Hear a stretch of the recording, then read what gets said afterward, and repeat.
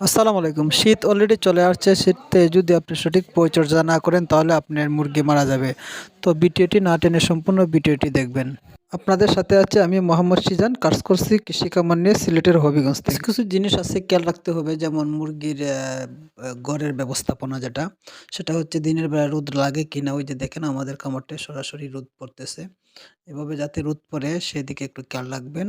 আর যদি রোদ না পড়ে তাহলে অবশ্যই ডালপালা কেটে দিবেন যাতে রোদ পড়ে। তারপরে দিনে একবার এভাবে গুঁড়াগুলা যে নিচে যে লিটার ব্যবহার করেন, লিটারগুলা লাড়াচাড়া করতে হবে কিংবা সালুনের মধ্যে নিয়ে সুন্দর করে নিখুঁত করতে হবে যাতে ময়লাগুলা থাকে না।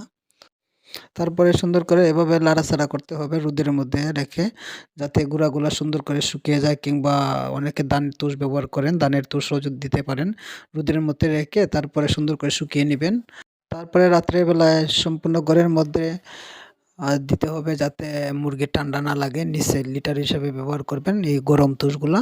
তারপর আরেকটা বিষয় হচ্ছে যে লাইটিং ব্যবস্থাপনা। লাইটিং যদি বাচ্চা হয় ১ থেকে ১.৫ মাস, তাহলে এভাবে বুটারের মধ্যে লাল লাইট দিয়ে আপনার লিটার চাইতে নিচের যে লিটার ইউজ করবেন, লিটারের চাইতে প্রায় ১ হাত, ১ হাত চাইতে একটু নিচে, আধাতের চেয়ে একটু উপরে।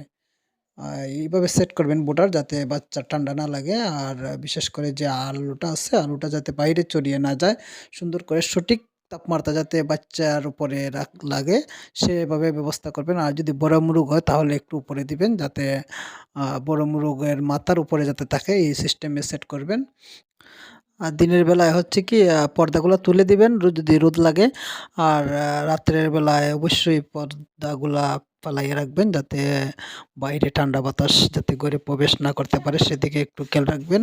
তো ধন্যবাদ সবাইকে। সবাই ভালো থাকবেন। আর আমাদের পেজে যারা নতুন তারা অবশ্যই আমাদের পেজটি ফলো দিয়ে পাশে থাকবেন।